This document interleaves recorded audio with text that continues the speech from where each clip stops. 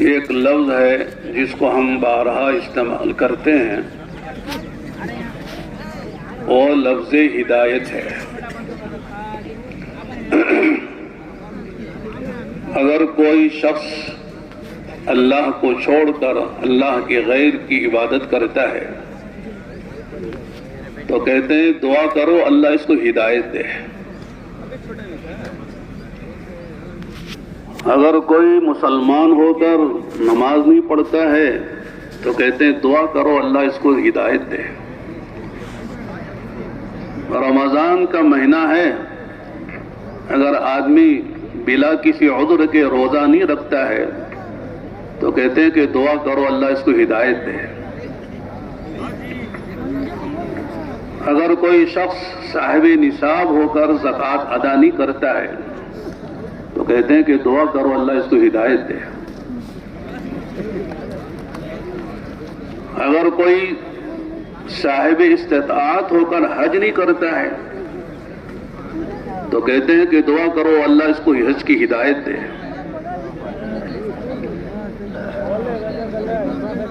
خدا نہ خواستہ اگر کوئی آدمی محرمات کا مرتکب ہے، حرام کا ارتکاب کرتا ہے، شراب پیتا ہے تو کہتے ہیں دعا کرو اللہ اس کو ہدایت دے۔ چوری کرتا ہے تو کہتے ہیں ہدایت اللہ اس کو ہدایت دے۔ بدکاری کرتا ہے تو کہتے ہیں اللہ اس کو ہدایت دے۔ اگر کوئی آدمی شادی شدہ ہو کر بیوی کا حق ادا نہیں کرتا ہے، بیوی پر ظلم کرتا ہے، کہتے ہیں اللہ اس کو ہدایت دے۔ ہر موقع پر ہدایت کا لفظ استعمال ہوتا ہے۔ اس کا مطلب یہ ہے کہ ہدایت کا لفظ بہت عام، بہت جامع لفظ ہے، اور ہدایت کے بڑے درجات ہیں۔ کوئی بھی شخص یہ نہیں کہہ سکتا کہ ہدایت کا جو مطلوبہ مقام اور مرتبہ ہے، مقصود ہے، وہاں تک میری رسائی ہو گئی، اب مجھے مزید ہدایت کی ضرورت نہیں ہے۔ ہر وقت وہ ہدایت کا محتاج ہے۔ دنیا کی بڑی اکثریت وہ ہے جو ہدایت کے نمبر اول ہی پر نہیں ہے۔ ہدایت کا پہلا درجہ یہ ہے کہ آدمی کلمہ لا الہ الا اللہ محمد رسول اللہ پڑھ کر دل کی تصدیق کے ساتھ زبان سے اقرار کرے اور کوشش کرے اپنے اعضاء و جوارح سے اعمال کرنے کی۔ یہ درجہ پہلا درجہ ہے۔ تو بہت سے لوگ اس درجے میں آ گئے ہیں، اللہ کا احسان ہے، اللہ کا کرم ہے۔ اس لیے کہ اس وقت دنیا میں جتنے انسان ہیں ان کی دو نسبتیں ہیں، ایک وہ اللہ کے بندے ہیں، دوسرے ہمارے نبی محمد عربی صلی اللہ علیہ وسلم کے امتی ہیں۔ پھر امت میں بھی دو قسمیں ہو گئی، ایک امت اجابت ہے، ایک امت دعوت ہے۔ امت اجابت جنہوں نے کلمہ پڑھا، اللہ کو مانا، نبی کو مانا، فرشتوں کو مانتے ہیں، سارے نبیوں پر ان کا ایمان ہے، کتابوں پر ان کا ایمان ہے، آسمانی کتابوں پر، جنت، جہنم، مرنے کے بعد کی زندگی، بعث بعد الموت، قبر کا حساب، قبر کا عذاب اور جو ہے اس کی جزا، یہ ساری باتوں کو جو مانتے ہیں، جنہوں نے قبول کر لیا نبی کی دعوت کو، وہ امت اجابت ہے۔ اور جنہوں نے اس کو قبول ابھی نہیں کیا ہے، چاہے کوئی بھی لوگ کسی بھی دھرم کے ماننے والے ہوں، وہ بھی حضور کی امت ہیں، لیکن وہ امت دعوت ہے۔ ان کو دعوت دینی ہے، وہ دعوت قبول کریں، اللہ ان کو بھی صحیح راستے پہ لائے۔ ہم امت اجابت ہیں الحمدللہ، لیکن ہمارا یہ کوئی کمال نہیں ہے۔ اللہ تعالیٰ نے کرم فرمایا، احسان فرمایا، کہ اللہ تعالیٰ نے امت اجابت میں ہمارا شمار فرمایا. ہمارے باپ دادا اوپر سے چلے آ رہے مسلمان، ہم بھی مسلمان ہیں. اس لیے کہتے ہیں کہ اگر کوئی آدمی کسی غیر کو مانتا ہوئے اس کی عبادت کرتا ہے، اسے دیکھ کر حقارت نہ کرو، بلکہ یہ دعا کرو، الحمدللہ الذی ہدانا لہذا وما كنا لنهتدي لولا ان هدانا اللہ. تمام تعریفیں اس اللہ کے لیے ہیں جس نے مجھے ہدایت دی، ایمان کی، اسلام کی. میں اللہ کو مانتا ہوں، نبی کو مانتا، نبیوں کو مانتا ہوں، کتابوں کو مانتا ہوں، فرشتوں کو مانتا ہوں. اور یہ بیچارہ سب جانتا ہے، ساری دنیا کی ان کے پاس عقلیں ہیں، دنیا کی مادی چیزوں کو پہچانتے ہیں، لیکن جو حقیقت ہے اسے نہیں جانتے ہیں. اے اللہ، اگر تو نے ہدایت نہ دی ہوتی تو میں بھی وہی کرتا جو یہ کر رہا ہے.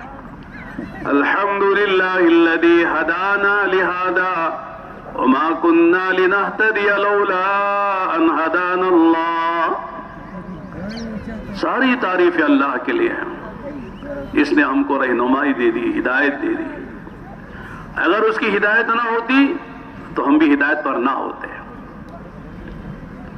اس لیے کہتے ہیں کہ کسی غیر کو دیکھو یا کسی معاصی میں مبتلا عاصی کو دیکھو، حقیر نہ سمجھو، بلکہ اللہ کی تعریف کرو کہ اللہ تیرا شکر ہے، تیرا احسان ہے. تو ہدایت کا پہلا درجہ یہ ہے کہ آدمی مسلمان ہو گیا، کلمہ پڑھ لیا. اب آگے میرے دوستو ہدایت کے درجات ہیں کہ آدمی مسلمان ہونے کے بعد کم سے کم اتنا تو ہونا چاہیے کہ آدمی فرائض پر آئے، حرام سے بچے. علماء نے لکھا ہے کہ کوئی بھی شخص اللہ کی جنت میں داخل نہیں ہو سکتا جب تک کہ وہ اللہ کے فرائض پر نہ آ جائے اور اللہ کی حرام کردہ چیزوں سے بچ نہ جائے. یہ کم سے کم درجہ ہے کہ فرائض زندگی میں آئیں اور حرام زندگی سے نکل جائے. اس لیے کہ اللہ سے قریب ہونے، اللہ کی جنت کا مستحق بننے کا جو پہلا درجہ ہے ایمان کے بعد، وہ فرائض پر عمل ہے اور حرام سے اجتناب ہے. حدیث میں آیا، اللہ کے نبی علیہ الصلوۃ والسلام نے فرمایا ہے، الصلاۃ عماد الدین، من اقامها اقام الدین، من ترکها ہدم الدین. نماز دین کا ایک اہم بنیادی ستون ہے. جس نے نماز قائم کی اس نے دین کو قائم کیا، اور جس نے نماز ترک کر دی، نماز فوت کر دی، اس نے اپنے ہاتھوں سے دین کو اٹھایا، دین کو برباد کیا ہے. تو کلمے کے بعد ہر امتی پر جو مکلف ہے، عاقل اور بالغ ہے، چاہے مرد ہو، عورت ہو، مسافر ہو، مقیم ہو، چاہے صحت مند ہو، بیمار ہو، جوان ہو، بوڑھا ہو، دیہات میں رہتا ہو، شہر میں رہتا ہو، امیر ہو، غریب ہو، ہر مسلمان پر دن میں 5 مرتبہ اللہ کا فریضہ نماز ہے، ادا کرنا ضروری ہے. بہت سے لوگوں کا کہنا ہوتا ہے کہ بھئی تبلیغ میں ہمارے پاس کیوں آتے ہو، ہم سے ملاقات کیوں کرتے ہو، جاؤ غیروں کے پاس جاؤ. ہم تو مسلمان ہیں، ہم تو مومن ہیں، ہمارے والد مسلمان، ہمارے دادا مسلمان، پردادا مسلمان، ہم سب مسلمان ہیں، ہمارے پاس کیوں آتے ہو. لیکن جو آدمی یہ کہہ رہا ہے اس کی زندگی میں نماز نہیں ہے. یہاں تک کہ جمعے کے بھی لالے پڑے ہوئے ہیں، رمضان کے روزے زندگی میں نہیں ہیں، زکوٰۃ فرض ہے، زکوٰۃ کی ادائیگی نہیں ہے، حج فرض ہے لیکن حج نہیں ہے، زندگی میں جھوٹ ہے، زندگی میں حلال و حرام کی تمیز نہیں ہے، اطمینان ہے کہ میں مسلمان ہوں۔ تو لوگوں نے اتنا سمجھا ہے کہ کلمہ پڑھنے کے بعد بس مسئلہ حل ہے، مزید کی ضرورت کچھ نہیں ہے۔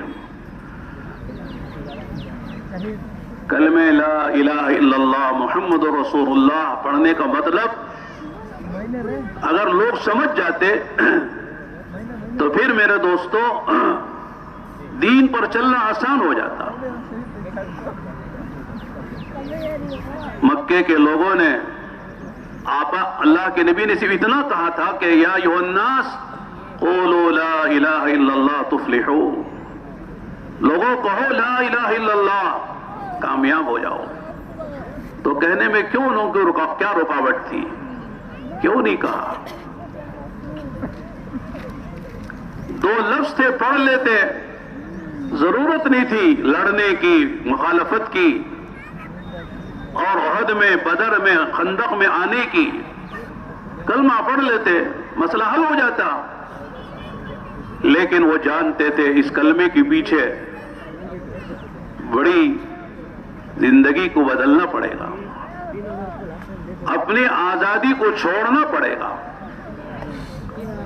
آنکھیں ہیں ہماری لیکن ہر چیز دیکھ نہیں سکتے، زبان ہماری ہے ہر بات بول نہیں سکتے، کان ہمارے ہوں گے ہر چیز سن نہیں سکتے، قدم ہمارے ہیں ہر راہ پہ چل نہیں سکتے، ہاتھ ہمارے ہیں ہر چیز پکڑ نہیں سکتے، من چاہی زندگی نہیں گزار سکتے، جیسے چاہے جہاں سے چاہے مال کمائے نہیں کر سکتے، جہاں چاہے جیسے چاہے مال خرچ کرے خرچ نہیں کر سکتے، جب چاہے سو جائیں جب چاہے جاگ جائیں ہو نہیں سکتا ہے، ہر چیز میں پابندی آئے گی۔ اللہ کا حکم دیکھنا پڑے گا اور نبی کا طریقہ چھوڑنا، نبی کا طریقہ اختیار کرنا پڑے گا۔ ہماری ساری جو عادتیں جاہلیت کی ہیں وہ سب ترک کرنی پڑے گی۔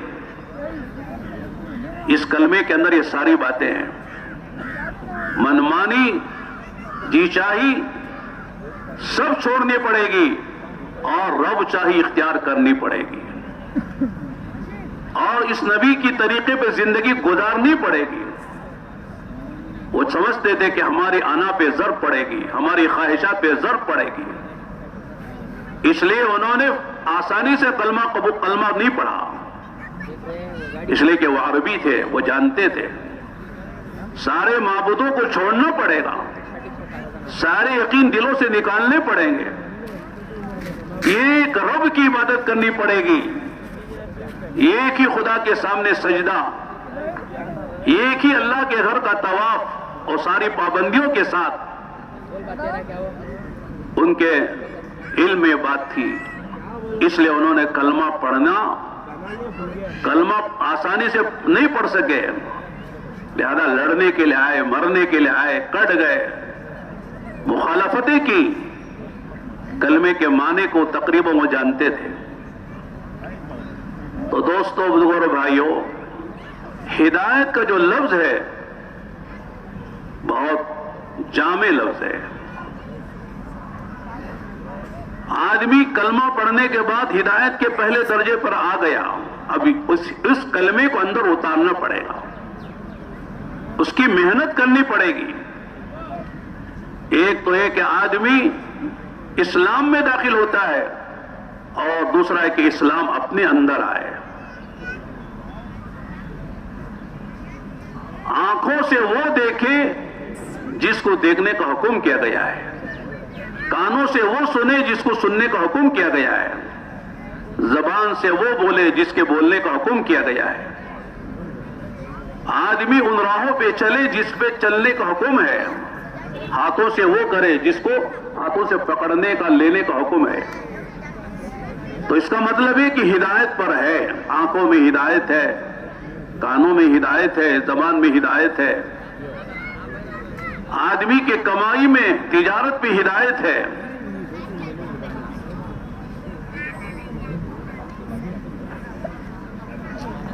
اور خدا نہ خواستہ آنکھیں آزاد ہو گئیں، غیر محرم سب کو دیکھ رہی ہیں, جائز ناجائز سب کو دیکھ رہی ہیں. اس کا مطلب ہے کہ آنکھوں میں ہدایت نہیں ہے.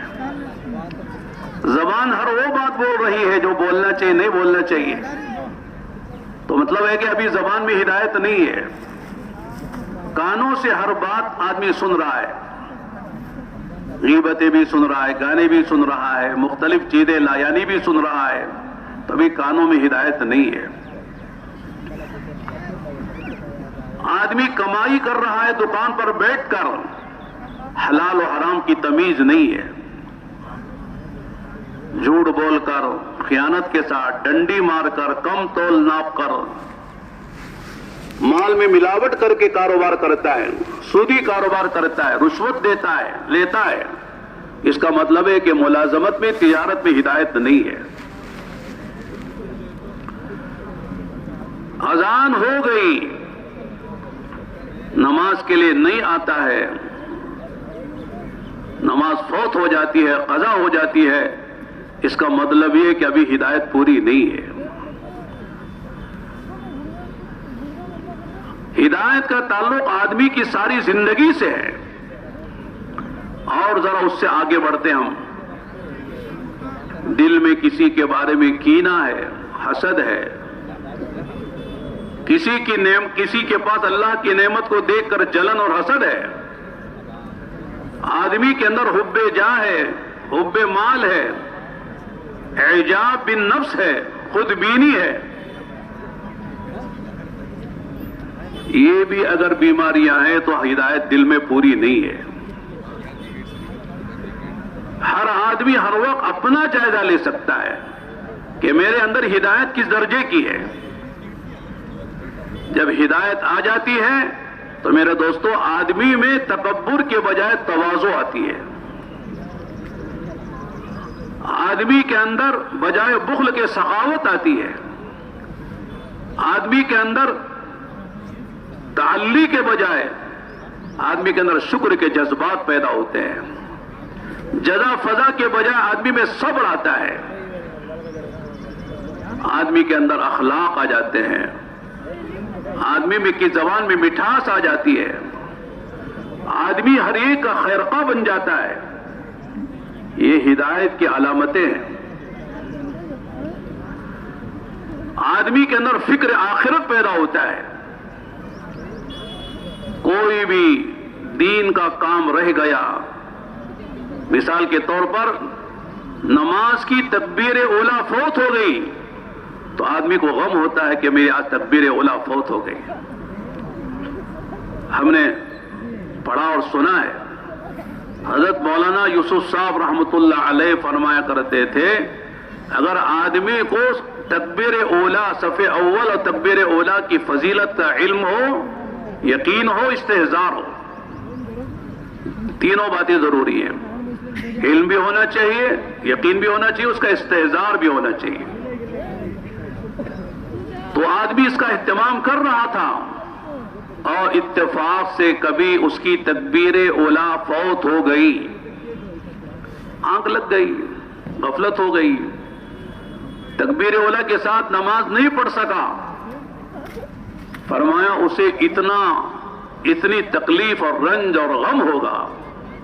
مثال دی, جیسے کسی کا ایک ہی اقلوتا جوان لڑکا اچانک اس کا انتقال ہو جائے تو باپ کو کتنا صدمہ ہوگا, باپ پر کیا گزرے گی. ایک لڑکا اقلوتا, وہ بھی جوان, اچانک موت کے منہ میں چلا گیا, انتقال ہو گیا. اس باپ پہ کیا گزرتی ہے؟ فرماتے اس سے زیادہ غم ہوگا ایک مسلمان کو اگر اس کی تکبیر اولیٰ فوت ہو جائے. یا نمازیں بھی فوت ہو جاتی ہیں, قضا ہو جاتی ہیں, کوئی تکلیف نہیں, کوئی احساس نہیں. اس لیے کہ جب ہدایت کا نور اندر آتا ہے اس نور کی روشنی میں نظر آتا ہے کہ تکبیر اولیٰ کا کیا مقام ہے, اس کا کیا اجر و ثواب ہے. تو آدمی پر فکر آخرت کا فکر غالب ہو جاتا ہے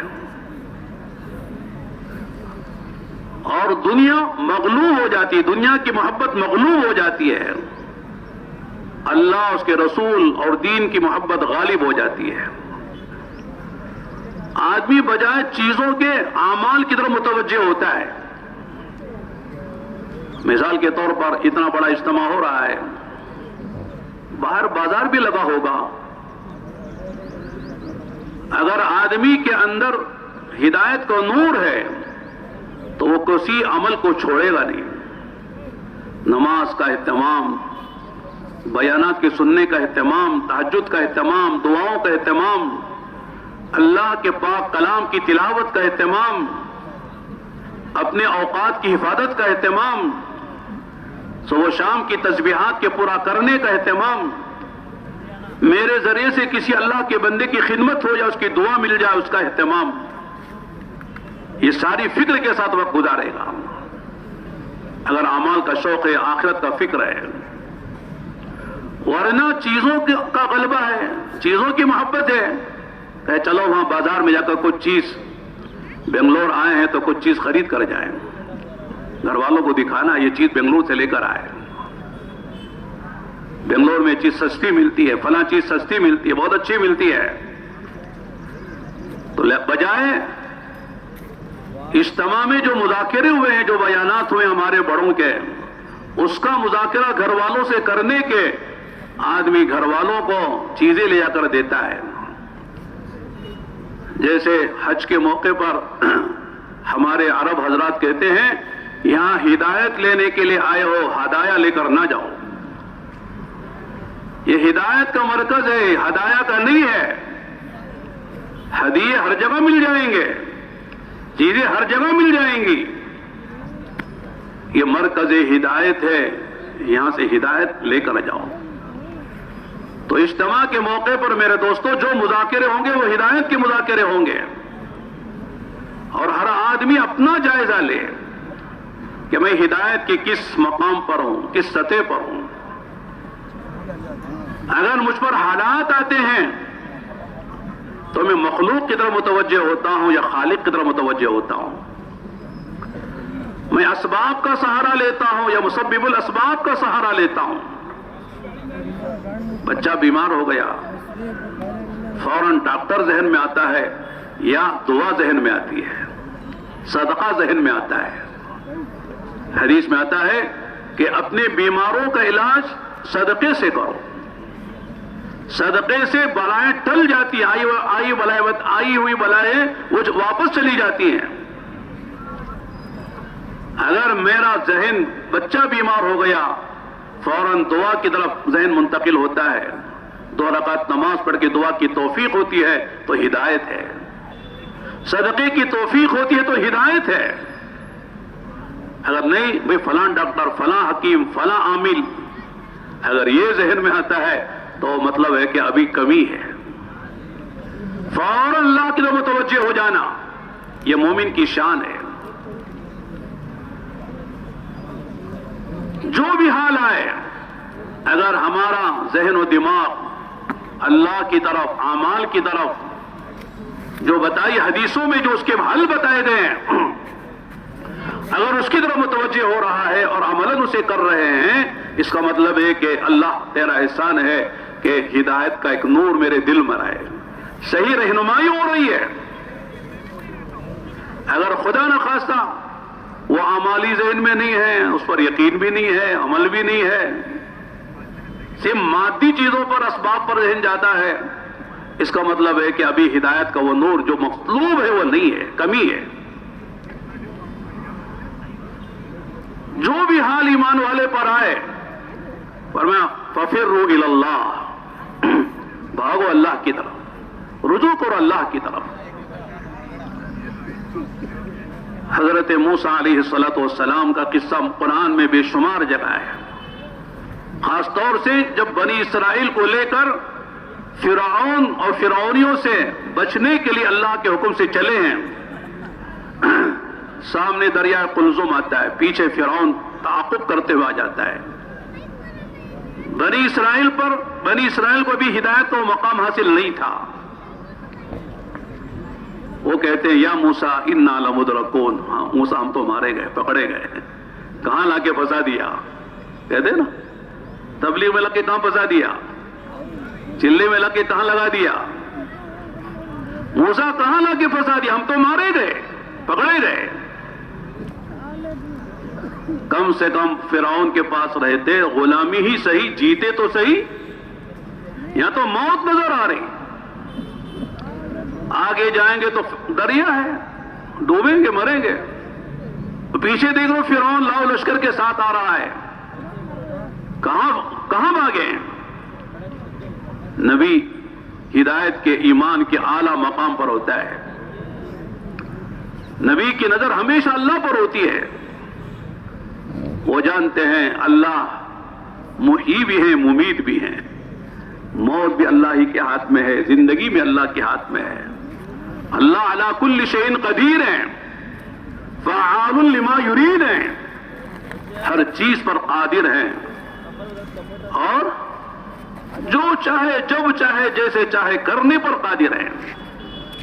اللہ اسباب کے محتاج نہیں ہے، وہ مسبب الاسباب ہیں، اسباب خود پیدا کرتے ہیں، اسباب کے ساتھ بھی اللہ تعالیٰ کرتے ہیں، اسباب کے بغیر بھی کرتے ہیں، مخالف اسباب میں بھی کرتے ہیں۔ اللہ کی قدرت ہے، کن فیکونی طاقت رکھتے ہیں، اللہ کا ارادہ ہی وجود ہے اور اللہ کا ارادہ ہی فنا ہے، اللہ ارادہ کرے وجود میں چیزیں آ جائیں، اللہ ارادہ کرے ہلاکت کا چیزیں ہلاک ہو جائیں، برباد ہو جائیں۔ اللہ کے لیے کوئی کام مشکل نہیں ہے، مشکل، ناممکن، محال، یہ ساری باتیں ہمارے لیے ہیں، انسانوں کے لیے ہیں، اللہ کے لیے کوئی مسئلہ نہیں ہے۔ تو نبی نے کیا کہا؟ قرآن پڑھے تو سمجھ میں آئے، کلا، میں عام طور سے عرض کرتا ہوں کلا میں زبردست طاقت ہے، کلا کہہ کر ایسا ہتھوڑا مارا ہے، کلا، کیا سوچ رہے ہو؟ فرعون مارے گا؟ فرعون کے ہاتھ میں موت و حیات ہے، اس نے مجھے مارنے کے لیے ہزاروں بچوں کو مارا لیکن مجھے مار نہیں سکا، اللہ پاک نے اسی کے گھر میں میری تربیت کی ہے، اللہ نے مجھے بچایا ہے اور میری تربیت اس کے گھر میں کی ہے جو میرا دشمن ہے، فرعون کیسے مار دے گا؟ سمندر میں مارنے کی طاقت نہیں ہے۔ یہ جو آیت ہمارے بڑے سناتے ہیں، الا لہ الخلق والامر، یہ بات سمجھ میں آ گئی تو ایمان بن گیا۔ ساری چیزیں مخلوق ہیں اور ساری مخلوق پر اللہ ہی کا آرڈر اور حکم چلتا ہے، یعنی کہ سب مخلوق پیدا ہو گیا اللہ کے آرڈر سے نکل گئی، جیسے کوئی کمپنی سے گاڑی نکلی تو کمپنی والوں کے ہاتھ سے نکل گئی، اب چلانے والے کے قبضے میں آ گئی، جیسے چاہے چلائے، ایسا نہیں ہے۔ اللہ نے آگ کو پیدا کیا، پانی کو پیدا کیا، ہواؤں کو پیدا کیا، جس مخلوق کو بھی پیدا کیا ہے اس کا کنٹرول اللہ کے ہاتھ میں ہے، وہ چاہے تو نفع اس سے صادر ہو، وہ چاہے تو نقصان اس سے ظاہر ہو، یہ ہو نہیں سکتا ہے اللہ چاہے نفع ہو نقصان پہنچا دے، اللہ چاہے نقصان پہنچائے اور وہ نفع پہنچا دے، بالکل نہیں ہو سکتا ہے، یہ ہمارا ایمان ہے۔ کلا، ہرگز نہیں، کیا سوچ رہے ہو؟ انا معی ربی سیہدین، کیا جملے ہیں قرآن کے، انا معی ربی سیہدین، ایک ایک لفظ اگر سمجھا جائے ایمان بنتا چلا جائے گا۔ انا، یقیناً، بلا شبہ، بلا تردد، سارے گمانوں کو نکالو اور سارے تردد کو نکالو، سارے شبہات کو نکالو، کیا سوچ رہے ہو؟ معیہ، میرے ساتھ میرا رب ہے، میرا ساتھ میرا رب ہے۔ کیا مطلب ہے؟ اللہ کے حکم سے ہم نکلے ہیں، اللہ کا حکم برباد کرنے کے لیے نہیں ہے، اللہ کا حکم تو آباد کرنے کے لیے ہے۔ آدمی مخالف حالات میں اللہ کے حکم کو پورا کرتا ہے، اللہ تعالیٰ مخالف حالات میں اللہ اپنے بندے کی مدد بھی کرتے ہیں۔ یہ نہ سوچو حال ایسا ہے۔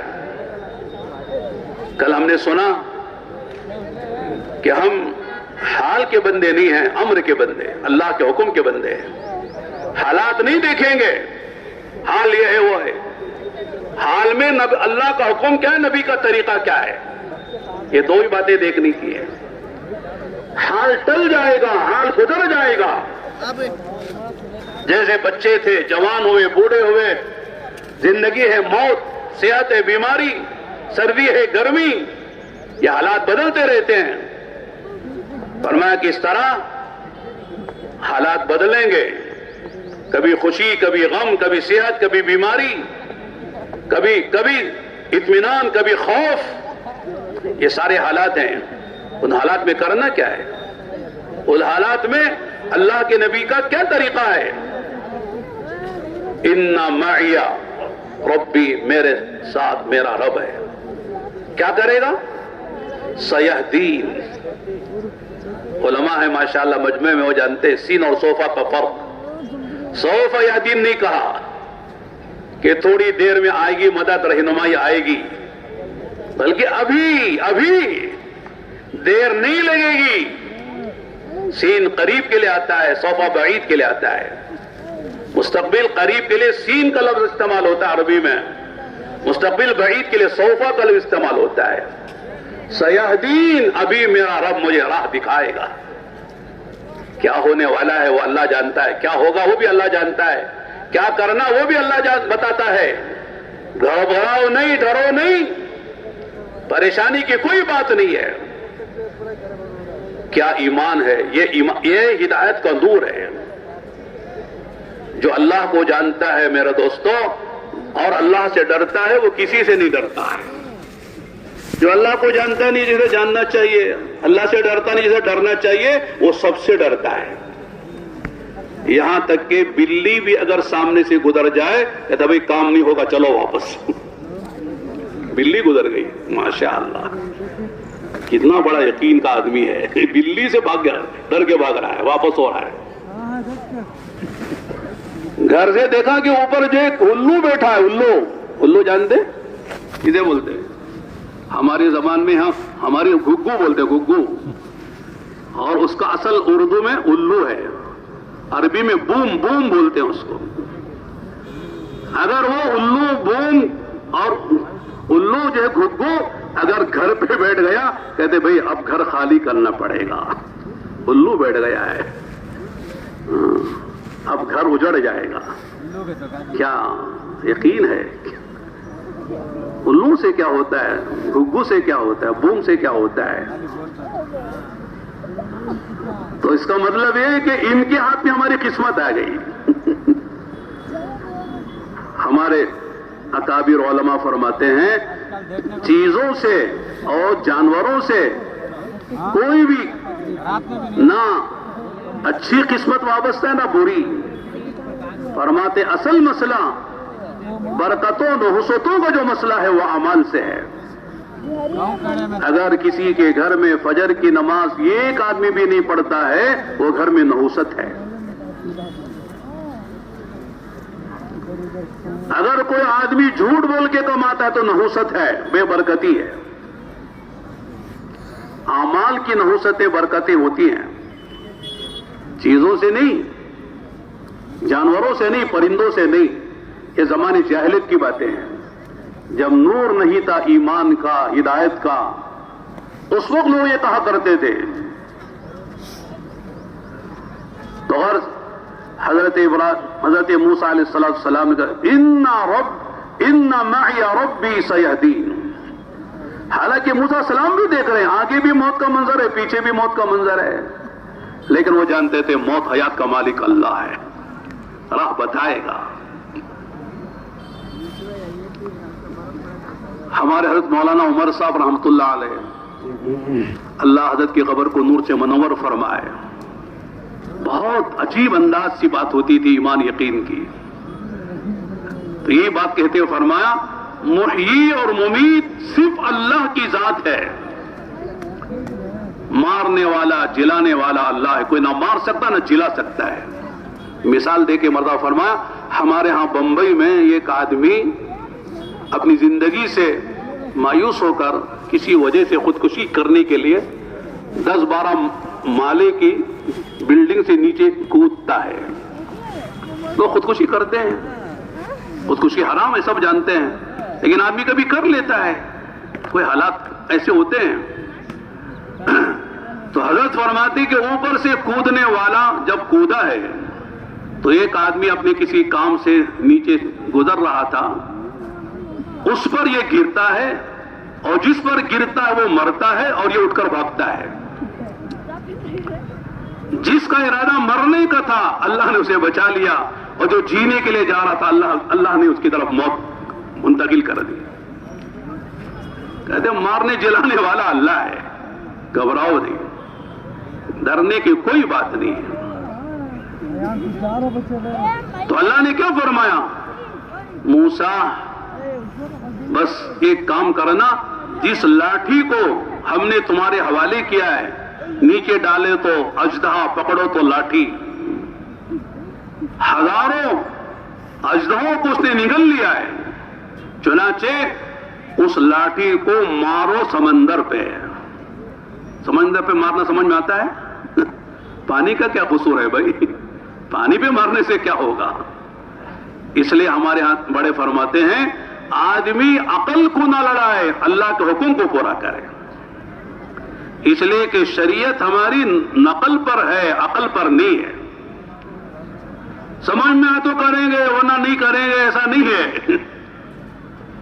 ایک مثال ہم دیتے ہیں سمجھنے کے لیے.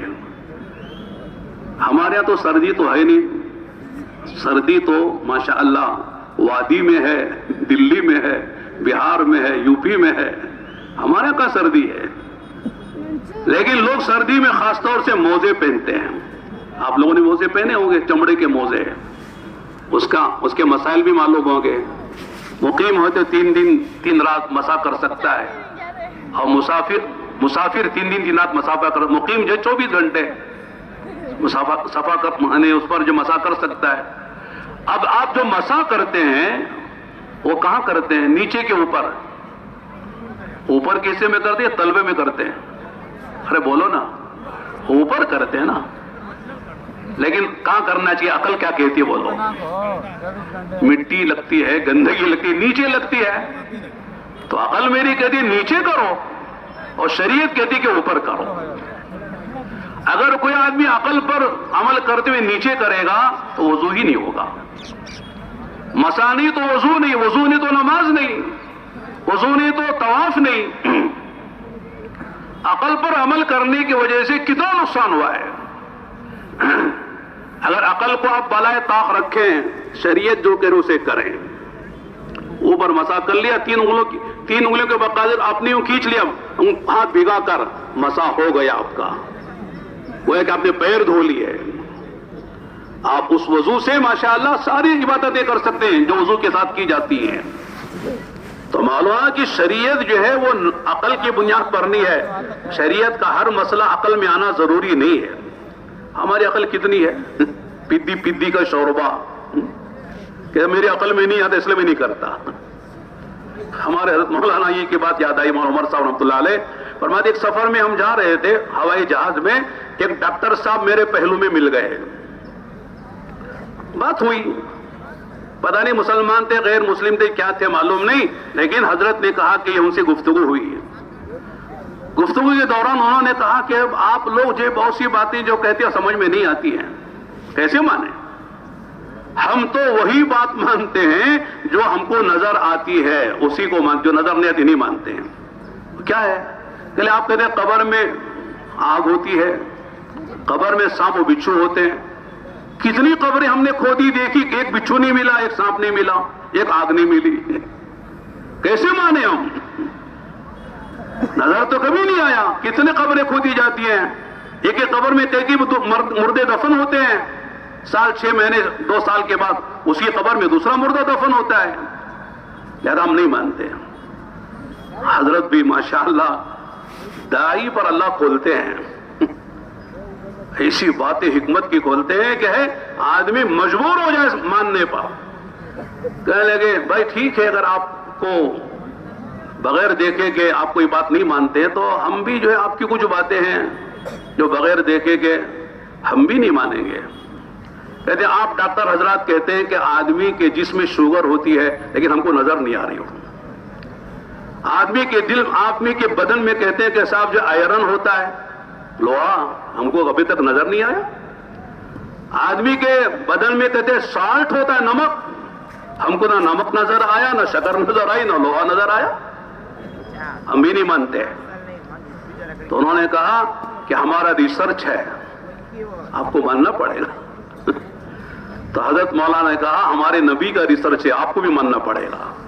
ایسا نہیں بھیا، آپ کا ریسرچ کیا حیثیت رکھتا ہے؟ آج ہے کل بدل جائے گا.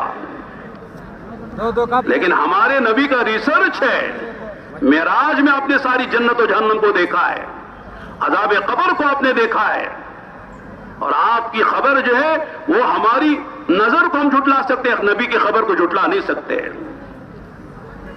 جیسے آپ کہتے ہیں ایک شوگر ہے نظر آتی ہے، ایک شوگر نظر نہیں آتی ہے، ایک سالٹ ہے نظر آتا ہے، ایک نظر نہیں آتا ہے، ایک آئرن ہے نظر آتا ہے، ایک نظر نہیں آتا ہے. اسی طرح ہم آپ سے کہتے ہیں ایک سانپ ہے نظر آتا ہے، ایک سانپ ہے وہ نظر نہیں آتا ہے. دنیا کا سانپ نظر آتا ہے، برزخ کا سانپ نظر نہیں آتا ہے. دنیا کی آگ نظر آتی ہے لیکن آخرت قبر کی آگ نظر نہیں آتی ہے. ماننا پڑے گا. بلکہ بہت اہم چیزیں ہیں جو نظر نہیں آتی لیکن لوگ مانتے ہیں. مثال کے طور پر روح نظر آئی کبھی آپ کو؟ آدمی سو رہا ہے، چیز نکل گئی، نظر ہی نہیں آئی، مر گیا. کہاں نظر آئی؟ آپ کہ نہیں مانتا، مردہ ہے. جتنے لوگ نظر آ رہے سب مردہ ہیں. کہیں گے آپ؟ کہنے والے سے کہیں گے یہ آدمی بیوقوف ہے. روح ہے نظر نہیں آتی ہے لیکن مانا جاتا ہے، اور عقل ہے نظر نہیں آتی لیکن لوگ مانتے ہیں. مانتے کہ نہیں مانتے؟ کوئی عقل دکھا سکتا ہے؟ وہ تو علامتوں سے پہچانا جائے گا. یہ عقل مند آدمی ہے، دیوانہ پاگل ہے. عقل مند آدمی جو ہے وہ عقل کی باتیں کرے گا، عقل کے کام کرے گا، اور جو بیوقوف ہے وہ بے عقلی کی باتیں، دیوانوں کی باتیں کرے گا. لوگ کہیں بھئی یہ دیوانہ ہے، اپا چھوڑو، منفور قلم ہے، اس سے الجھو نہیں. یہ آدمی جو ہے سمجھنے والا نہیں، عقل مند نہیں، یہ بیوقوف ہے. اس سے لڑنے والا خود بیوقوف ہو جائے گا. لڑو نہیں، اسے الجھو نہیں. تو میں اس کر رہا تھا میرے دوستوں، بہت ساری باتیں ہیں جو آدمی کی عقل میں نہیں آتی لیکن ہم مانتے ہیں. اللہ کو دیکھا ہے بھی کسی نے؟ ارے دیکھا ہے، مانتے کہ نہیں مانتے؟ جنت دیکھی ہے، مانتے ہیں. جہنم دیکھی ہے، مانتے ہیں. فرشتوں کو دیکھا ہے، مانتے ہیں. مرنے کے بعد زندگی ہے، آج تک کوئی اٹھتا ہوا نظر نہیں آیا لیکن مانتے ہیں. آمنت باللہ وملائکتہ وکتبہ ورسلہ والیوم الآخر والقدر خیرہ وشرہ من اللہ تعالی والبعث بعد الموت. مرنے کے بعد دوبارہ اٹھنا ہے. تو اللہ تعالیٰ نے حضرت موسیٰ علیہ السلام سے فرمایا فَاضْرِب بِعَصَاكَ الْبَحْرَ، ماریے سمندر پر لاٹھی. موسیٰ علیہ السلام نے بلا تاخیر کے فوراً ماری ہے. پوچھا نہیں اللہ کیوں مارو تو کیا ہوگا، مارو تو کیا نتیجہ نکلے گا. ہمارے ہوتے نا سوالات، قیل وقال، یہ کیوں، وہ کیوں، ایسا کیوں، ایسا کیوں. بھئی جو کہے وہ کر گزرو، پھر نتیجہ تمہارے سامنے خود آ جائے گا. مارا، 12 راستے بنے. کتنے بنے؟ 12 راستے بنے. اور بنی اسرائیل کے 12 قبیلے تھے، وہ 12 راستوں سے گزر رہے ہیں. اور علماء نے یہ بھی لکھا ہے کہ پانی کی دیواریں بنی اور دیواروں میں کھڑکیاں بنی، اور گزرنے والے دوسرے سے خیر خیرت پوچھتے ہوئے آرام سے ہیں، ماشاءاللہ گزر رہے، جائے رہے، سلام کلام کرتے ہوئے گزر رہے. گزر گئے، آرام سے گزر کے پار ہو گئے. فرعون نے دیکھا کہ صاحب ماشاءاللہ ہائی وے کھلے ہوئے ہیں، پانی میں ہائی وے بنے ہوئے ہیں، چلو ہم بھی چلتے ہیں. درمیان تک خدا نے آنے دیا جب درمیان میں پہنچا اپنے لاؤ لشکر کے ساتھ، اللہ کا حکم دوبارہ آیا پانی کو مل جانے کا، پانی مل گیا۔ ہوا کیا؟ فرعون نے اس وقت کہا تھا کہ اے اللہ اب میں ایمان لاتا ہوں بنی اسرائیل کے رب موسیٰ اور ہارون کے رب پر۔ اب بات سمجھ میں آ گئی۔ حدیث میں آتا ہے الناس نیام اذا ماتوا انتبہوا، لوگ سو رہے ہیں، غفلت کی نہیں سو رہے ہیں، لیکن جب موت آئے گی تو آنکھ کھلے گی۔ لوگ کیا سمجھتے ہیں؟ موت پر آنکھ بند ہوتی ہے، اب آنکھ کھلی ہوئی ہے کہ نہ، اب آنکھ بند ہے، موت آئے گی تو آنکھ کھل جائے گی، حقیقت سامنے آئے گی، اصل زندگی کون سی ہے، کہاں جا رہے ہیں، وہ کیا ہونا ہے، یہ ساری باتیں موت پر سمجھ میں آ جائیں گی، لیکن اس وقت سمجھ میں آنے سے کوئی نفع نہیں ہے۔ اللہ نے قرآن میں فرمایا فَالْيَوْمَ نُنَجِّيكَ بِبَدَنِكَ لِتَكُونَ لِمَنْ خَلْفَكَ آیَةً، فرعون سے خطاب کر کے کہا آج ہم تیرے بدن کو محفوظ کریں گے، آنے والے قیامت تک جتنے لوگ ہیں سب کے لیے تو عبرت بنے گا۔ ہم لوگ مصر گئے تھے، فرعون کا برزخ، بہت سے فرعونہ وہاں پر ہیں، ان میں ایک فرعون موسیٰ ہے، موسیٰ السلام کے زمانے کا فرعون ہے، اس کی لاش رکھی ہوئی ہے، اور وہاں یہ آیت لکھی ہوئی ہے فَالْيَوْمَ نُنَجِّيكَ بِبَدَنِكَ لِتَكُونَ لِمَنْ خَلْفَكَ آیَةً۔ موت پر ہر آدمی کو سمجھ میں آئے گا۔ حدیث میں آتا ہے ہر بے ایمان ایمان لائے گا موت پر، ہر گنہگار توبہ کرے گا موت پر، لیکن اس وقت کی نہ توبہ قبول ہے نہ ایمان قبول ہے، اس لیے کہ وہ ایمان مشاہدے کا ہے، غیب کا نہیں ہے۔ غیب پر مانو گے تو ٹھیک ہے، بغیر کسی دیکھے خبر پر نبی کی ایمان لاؤ گے یہ ایمان معتبر ہے، ورنہ آنکھوں سے دیکھ کر مارنا جانور بھی مانتا ہے۔ ہمارے حضرت مولانا قاری ظہیر صاحب رحمۃ اللہ علیہ تھے، ان کے ساتھ ہمارا بنگلہ دیش میں 1985-86 میں جب سال لگ رہا تھا تو حضرت کے ساتھ ایک ہمارا چلہ لگا تھا، میاں جی محراب صاحب رحمۃ اللہ علیہ، قاری ظہیر صاحب رحمۃ اللہ علیہ، تو حضرت کی بہت ساری باتیں سننے کو ملی علماء میں اور خواص میں، قرآنوں میں۔ یقین کی بات کرتے ہوئے کہتے تھے کہ بھئی نظر پر یقین تو جانور کو بھی ہے، اگر آپ کسی کتے کو ہڈی یا روٹی دکھائیں تو سامنے آئے گا، ڈنڈا دکھائے تو بھگ جائے گا، وہ جانتا ڈنڈے میں سر پھوٹتا ہے، روٹی ہڈی سے پیٹ بھرتا ہے، جانور کو بھی معلوم ہے۔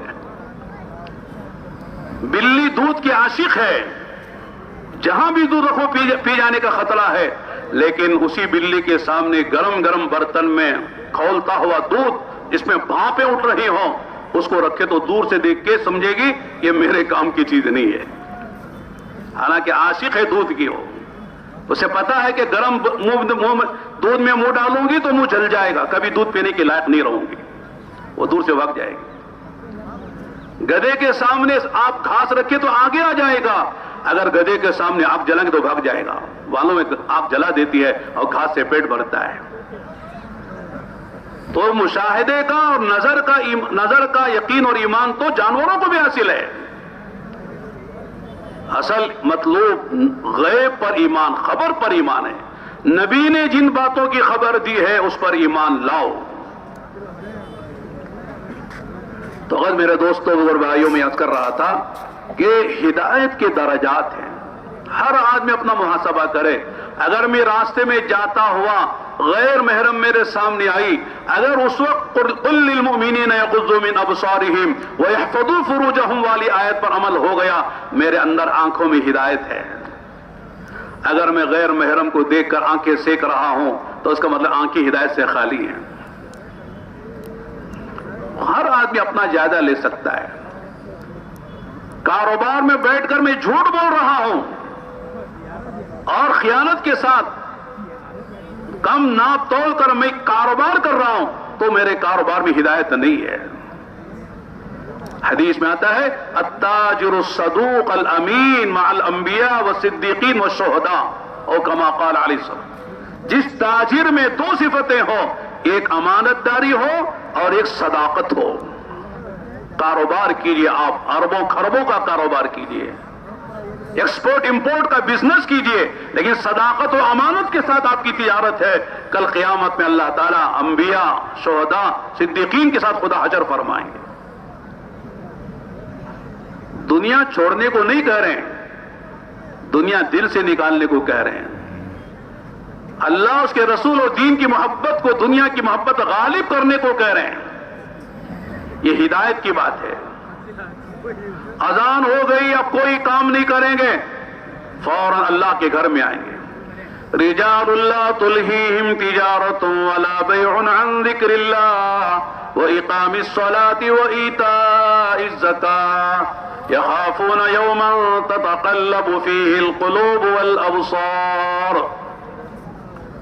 مرد ہیں مرد. رات میں مولانا فرمایا تھا نا فیہ رجال یحبون ان یتطہروا. یہ مرد ہیں. یہ مرد عورتوں کے مقابلے میں نہیں ہے، نہ مردوں کے مقابلے میں مرد ہیں. یہ مرد کہلانے کے لائق یہ لوگ ہیں.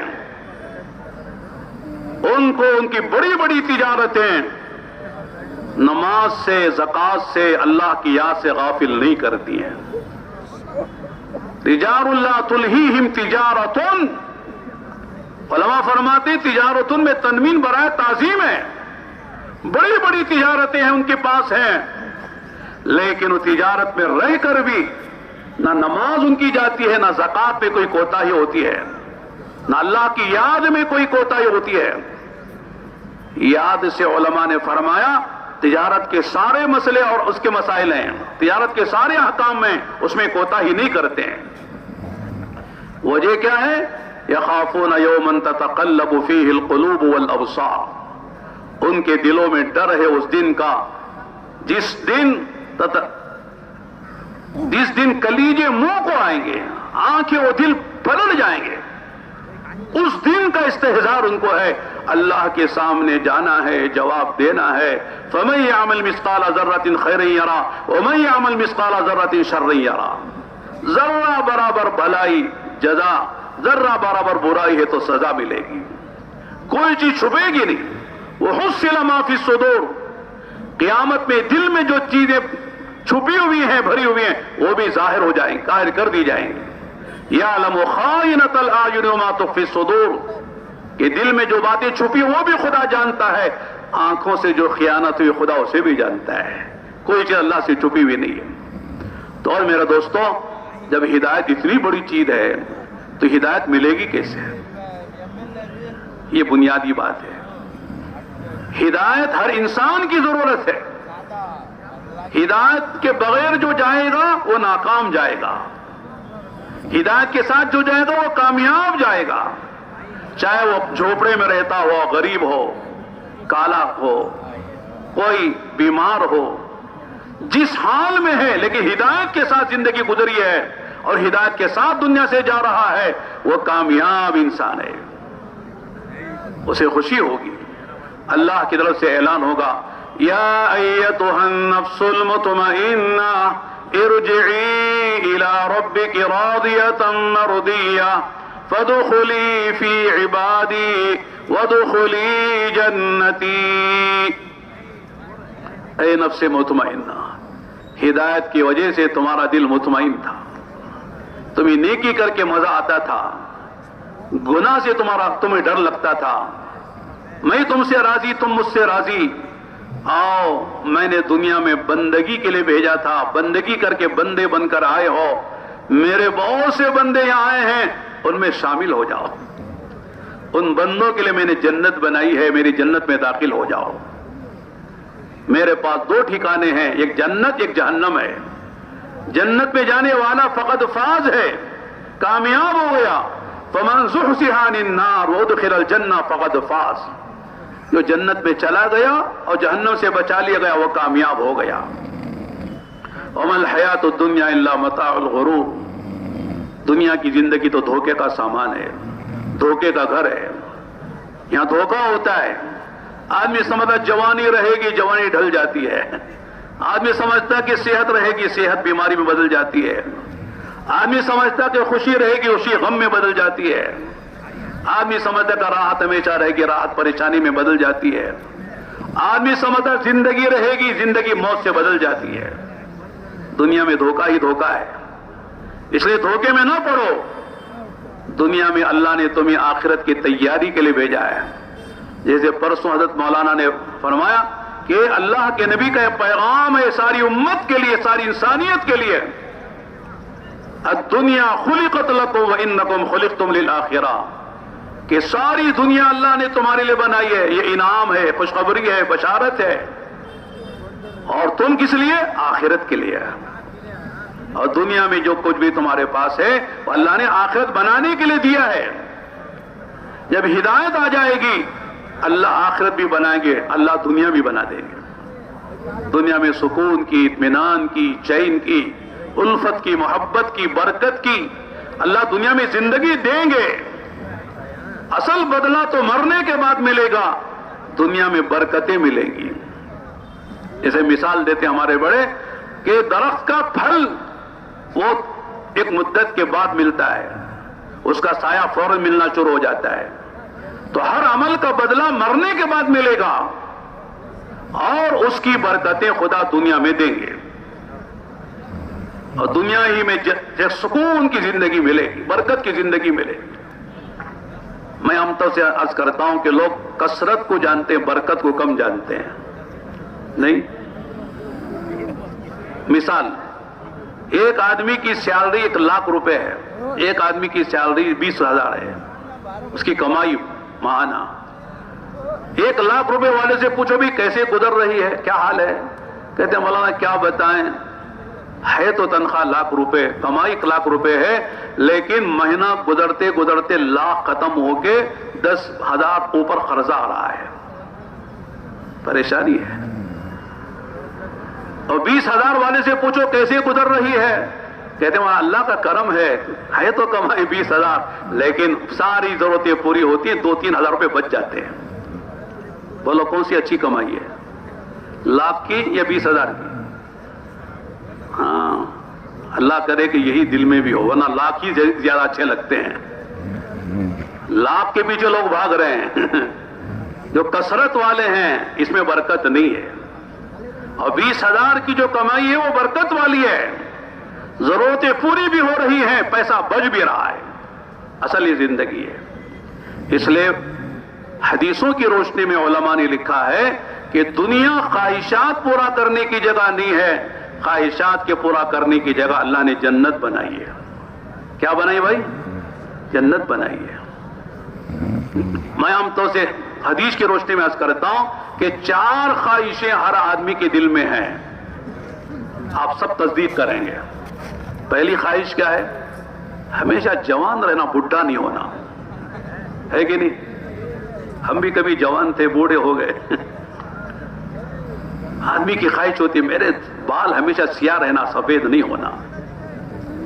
لوگ بوڑھے ہو کر بھی اپنے بالوں کو کالا کرتے ہیں، بتانے کے لیے کہ صاحب ابھی بوڑھے نہیں ہیں، ہم جوان ہیں.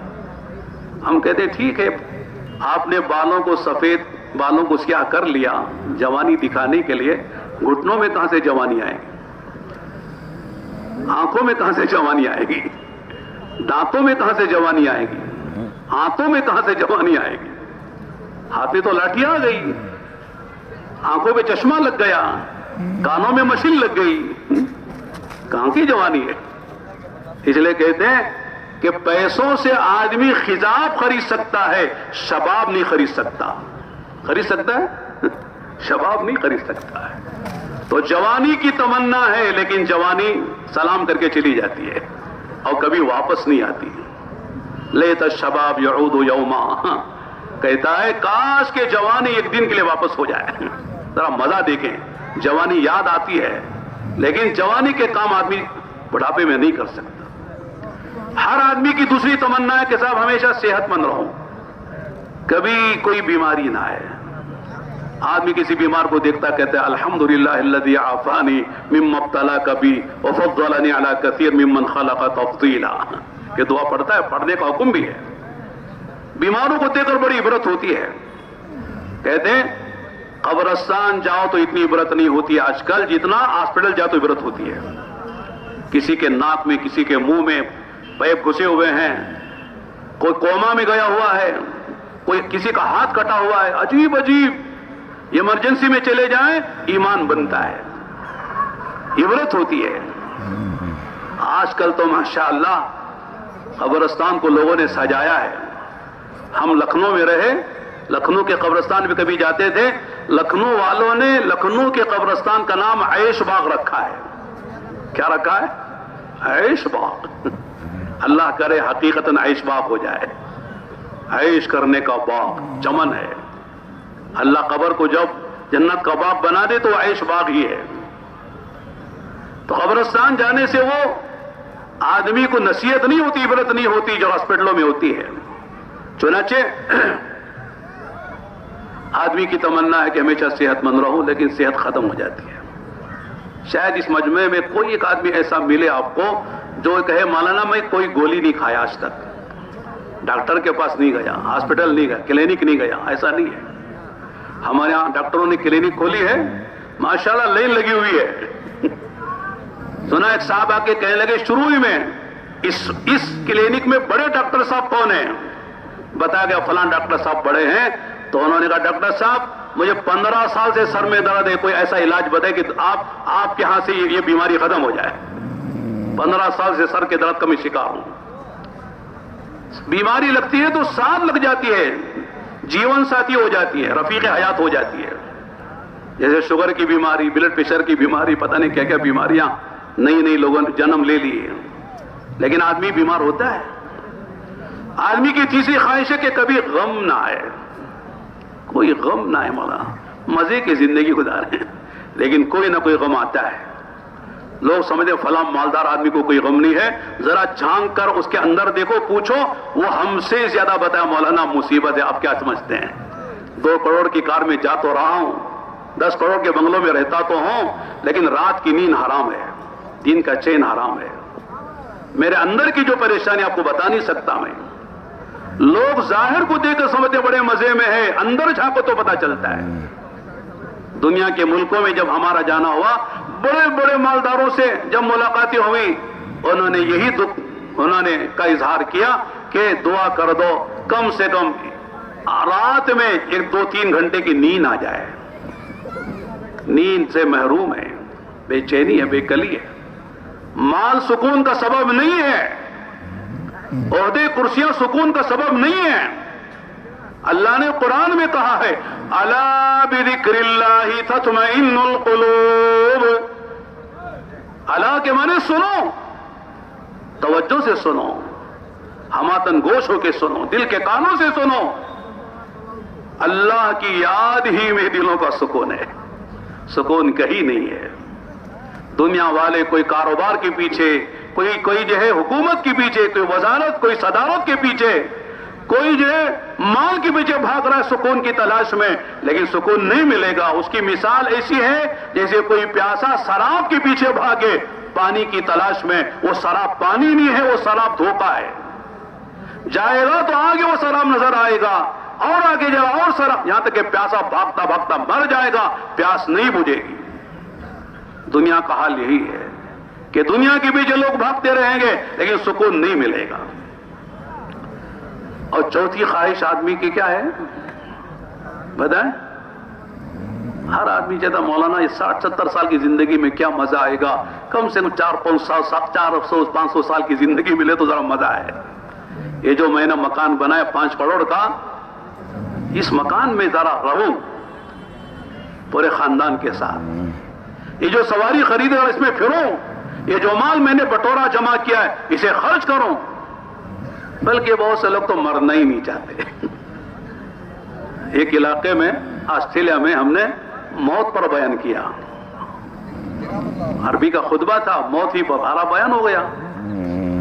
تو ایک عرب ساتھی آئے ذمہ دار, کہنے لگے عربی میں کہا میں اس کا مختصر خلاصہ بیان کرتا ہوں. کہنے لگے شیخ موت پر تم نے بیان کیا, ڈر لگ گیا, سینے میں دل کانپنے لگا. آپ لوگوں کو موت کے علاوہ کچھ سمجھ میں نہیں آتا ہے کیا؟ موت موت موت موت کرتے رہتے ہو. ذرا جینے تو ذرا مزہ لینے دو. موت کے نام سے ڈر لگتا ہے, جینے کا مزہ نہیں آتا ہے. اللہ نے ذرا ہم کو جنت میں رکھا ہے. حاصلہ جنت نما لوگ سمجھتے ہیں, تو جنت کا مزہ ذرا لینے دو. مرنے کے بعد دیکھیں جو ہوتا ہے. تو موت کا نام لوگ سننے کو تیار نہیں. ہمارے مولانا یونس صاحب پونا والے, بہت سے لوگوں نے دیکھا ہے, عجیب غریب اللہ نے ان کو یعنی قبول کیا تھا. عجیب سادگی تھی, اللہ نے بڑا ان سے کام لیا. ایک مرتبہ کہنے لگے کہ صاحب آج کل جوان تو جوان, بڈھا بڈھی بھی مرنے کو تیار نہیں ہے. مثال لے کے کہا کہ یہ گھر میں ایک نانی اور نواسی رہتے تھے. نواسی کی عمر 18 سال کی, نانی کی 90 سال. نواسی بیمار ہو گئی, علاج کرا کے آخر میں ڈاکٹروں نے کہہ دیا اب کوئی امید نہیں, چند دن کے مہمان ہے, جو کچھ تو کھلانا پلانا کھلا پلا دو. ٹھیک ہے. نانی کو جب پتا چلا تو نانی بہت غمزدہ ہو گئی. عام طور سے نانی نواسی میں بڑی محبت ہوتی ہے. تو نانی نے کہا ہے اللہ میری نواسی میرے آنکھوں کے سامنے مر جائے, یہ میں کیسے گوارا کروں گی. اللہ اگر موت ہی مقدر ہے تو اس کی موت مجھے دے دے اور میری زندگی 90 سال کی اسے دے دے. دو ماں کی محبت میں. کہتے ماحول تھا دیہات کا, لائٹ کرنٹ کا مسئلہ نہیں تھا. باہر دونوں, ادھر کی چارپائی نانی ادھر نواسی آرام کرتے تھے. آنگن میں کالی بکری بنی ہوئی تھی, تو رات کے اندھیرے وہ کالی بکری 12-1 بجے وہ کمرے میں آ گئی, نظر نہیں آ رہی, اور آ کر جو ہے وہ نانی کی چارپائی کو چر چر چبانے لگی. بکری کی عادت ہوتی جو منہ میں ملے اسے چباتی ہے. تو نانی سمجھی کہ صاحب شاید ملک الموت آ گئے, ڈر گئی. کہنے لگی ملک الموت یہ بیمار ادھر نہیں, بیمار ادھر ہے. آپ غلطی ہوگی آپ سے, ادھر آگے ادھر ہے بیمار. مانگا تھا موت محبت میں, نانی نواسی کی موت مانگی تھی. جب موت آئی تو ڈر گئی. نواسی مر جائے تو مر جائے, میں نہ ماروں. یہ لوگوں کا حال ہے. ہمارے استاد نے کہا تھا ایک جماعت گئی حرم شریف, مدینہ منورہ میں مرنے کے فضائل سنے. بقی میں دفن ہو جائیں گے تو سیدھا جنت میں, اور اللہ کے نبی کی سفارش فلاں فلاں مسائل پر اس کے فضائل ہیں. تو ایک آدمی نے دعا مانگی کہ اللہ مدینے کی موت دے, بقی کا دفن کفن دے. تو صبح میں دعا مانگی, رات ہوتے ہوتے بخار تیز چڑھا اسے. لوگوں نے کہا یار تیری دعا قبول ہوتی نظر آ رہی, تو نے جو دعا مانگی تھی نا کیا خوش نصیب ہے, مستجاب الدعوات معلوم ہوتا ہے, تیری دعا قبول ہو رہی ہے.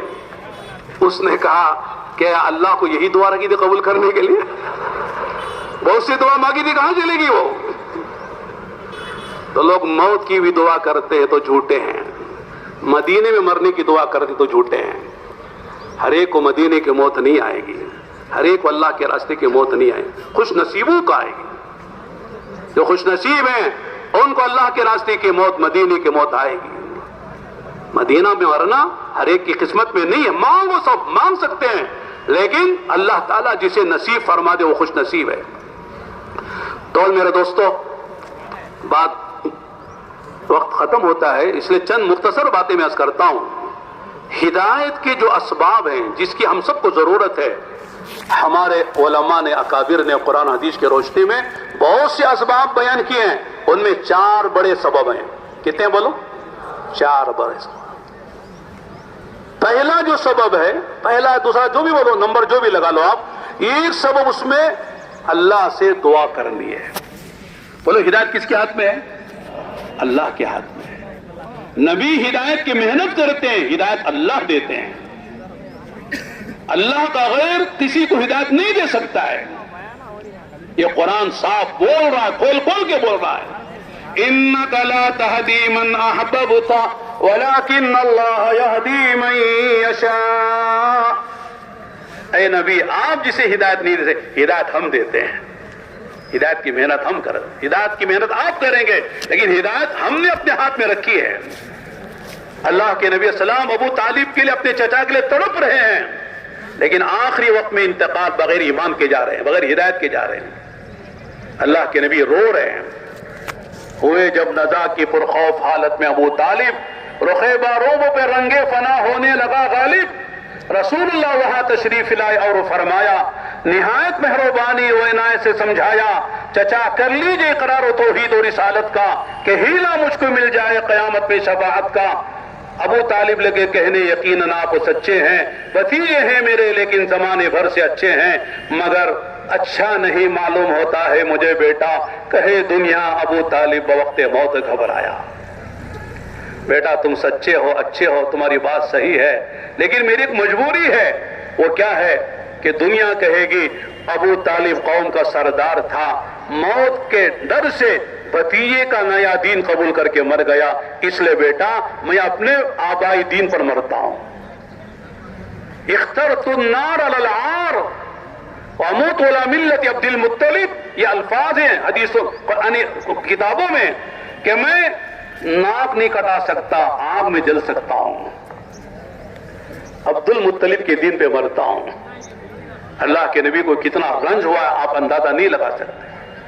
حضرت عمر رضی اللہ عنہ نے بات کہیں سے اندازہ ہوتا ہے، کہا اگر میرے باپ خطاب کو ہدایت نہ مل کر ابو طالب کو جو حضور کے چچا ہدایت مل جاتی تو مجھے زیادہ خوشی ہوتی، اس لیے کہ نبی کو اپنے چچا کی ہدایت سے زیادہ خوشی ہے۔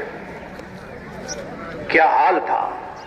اللہ نے جبرائیل کو بھیجا، انک لا تہدی من احببت ولکن اللہ یہدی من یشاء۔ اے نبی آپ جسے چاہے ہدایت نہیں، ہدایت ہمارے ہاتھ، تو کس سے مانگنا ہدایت بولو؟ اللہ سے۔ اللہ ہادی ہیں۔ اللہم اہدنا واہد بنا وجعلنا سببا لمن اہتدى، اللہم اجعلنا ہادین مہتدین غیر ضالین ولا مضلین۔ دعا بتائی گئی ہے۔ اللہم ارنا الحق حقا وارزقنا اتباعا وارنا الباطل باطلا وارزقنا اجتنابا۔ اے اللہ حق کا حق ہونا بھی واضح فرما، اور دیکھ لینا کافی نے اس پہ چلا بھی دے، جمع بھی دے، عمل کی بھی توفیق دے دے۔ باطل باطل کا ہونا دکھا دے، باطل کا باطل ہونا دکھا دے، اے اللہ اسے بچا بھی لے۔ ورنہ لوگ حق کو سمجھتے بھی ہیں، باطل کو سمجھتے ہیں، لیکن اپنے ذاتی اغراض کی وجہ سے، مفادات کی وجہ سے میرے دوستو باطل کو قبول کر کے حق کا مقابلہ کر لیتے ہیں، حق کو چھوڑ دیتے ہیں۔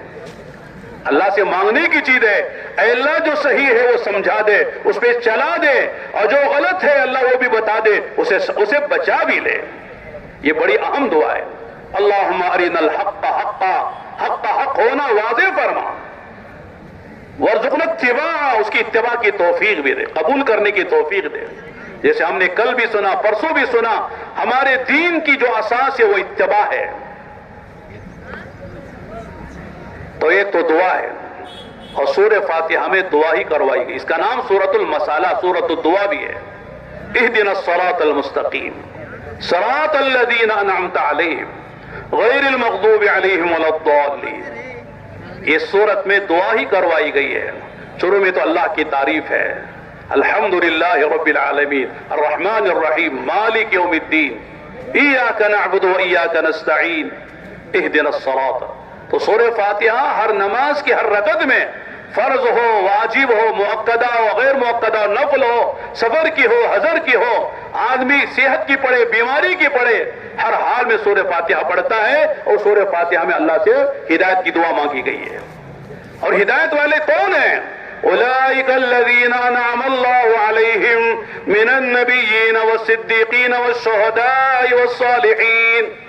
یہ چار طبقے ہیں جو ہدایت یافتہ، منعم علیہم، جن پر اللہ نے انعام کیا ہے، ان کے راستے پہ چلنے کی دعا مانگی گئی ہے۔ وہ انبیاء ہیں، صدیقین ہیں، شہداء اور صالحین ہیں۔ یہ نمونہ ہے، یہ نمونہ ہے۔ تو ایک تو دعا کہتے ہیں، جو مانگنا اللہ سے مانگ، لوگوں سے مانگنا یہ سوال، اور سوال ذلت کی چیز ہے، اور اللہ سے مانگنا دعا ہے، اور دعا عزت کی چیز ہے۔ دنیا والے مانگنے سے ناراض ہوتے ہیں، اللہ نہ مانگنے سے ناراض ہوتے ہیں۔ مانگتا کیوں نہیں ہے؟ میرے علاوہ بھی کوئی طرح خدا ہے؟ تمہیں چاہیے تمہارے گھر میں نمک نہیں ہے وہ بھی اللہ سے مانگو، تمہیں ہدایت چاہے وہ بھی اللہ سے مانگو، جنت الفردوس بھی اللہ سے مانگو، مانگنے میں کسر نہ کرو۔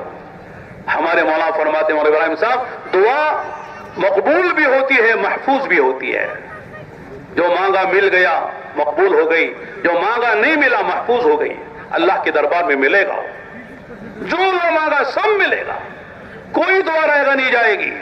دعا خود عبادت ہے، عبادت کا جوہر ہے، عبادت کا خلاصہ ہے، جس کے لیے دعاؤں کے دروازے کھل گئے اس کے رحمت کے دروازے کھل گئے۔ اللہ سے مانگنے کی چیز ہے، ایک تو دعا ہے، دوسری دعوت ہے، دعوت سے ہدایت ملتی ہے۔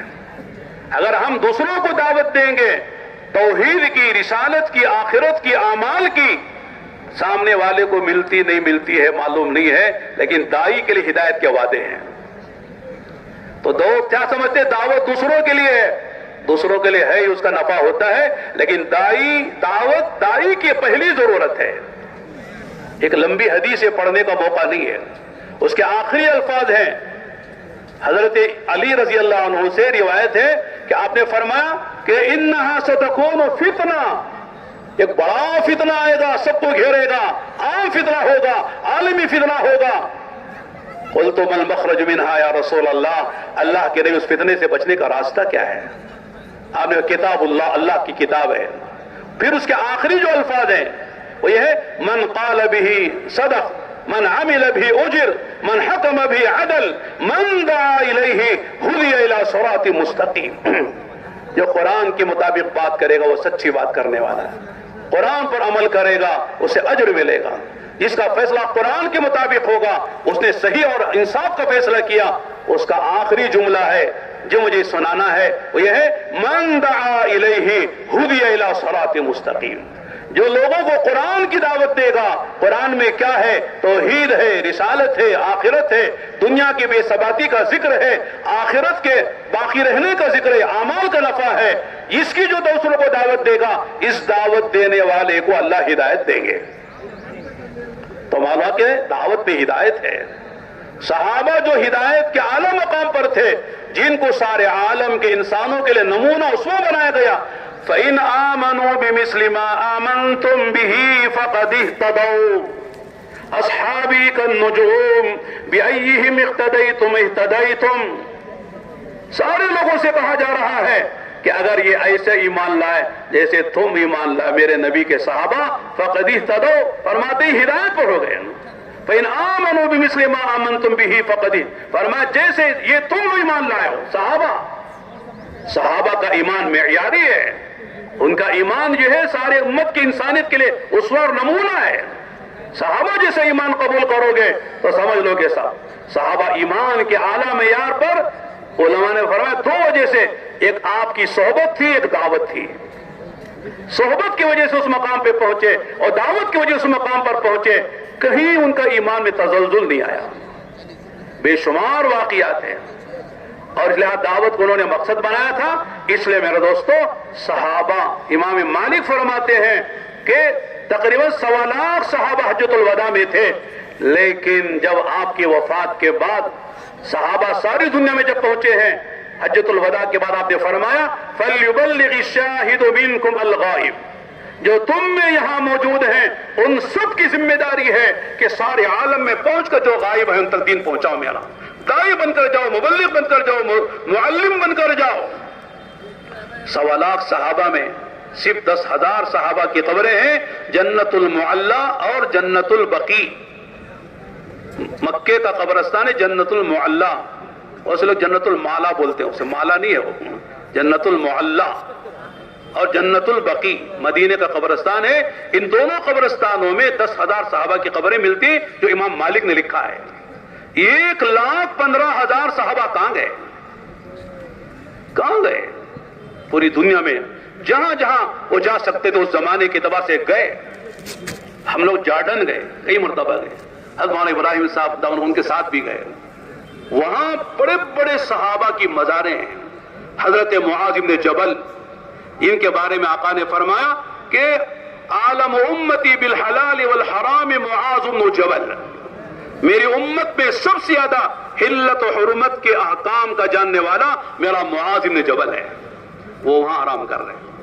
حضرت ابو عبیدہ بن جراح جو ملک شام کے فاتح ہیں، جن کے بارے میں اللہ کے نبی نے فرمایا علیہ الصلوۃ والسلام لکل امت امین وامین هذه الامه ابو عبیدہ بن جراح، ہر امت کا ایک امین ہے، میری امت کا امین ابو عبیدہ بن جراح ہے۔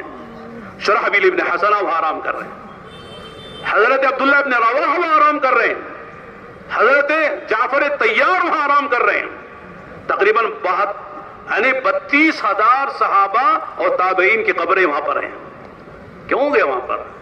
کیا مکے میں نمازوں کی فضیلت معلوم نہیں تھی؟ مدینے کی فضیلت کو معلوم نہیں تھی؟ وہ جانتے تھے ہمارے ذمہ دعوت ہے، اور دعوت میں خود ہماری ہدایت ہے، اور دعوت ہدایت کا سب سے بڑا ذریعہ اور سبب ہے، دنیا میں پھیلے۔ ہم لوگ جب مصر گئے تو وہ لوگوں نے بتایا کہ ایک جگہ لے گئے، کہا کہ یہاں بدری صحابہ جو 313 تھے، جن کے بارے میں آقا نے فرمایا اللہ کی نبی کی بلکہ حدیث قدسی ہے، یا اہل بدر اعملوا ما شئتم قد غفرت لکم، اے بدری میرے نبی کے بدری صحابہ سنو، تمہاری مغفرت ہو گئی، اب تمہارا حساب نہیں ہوگا۔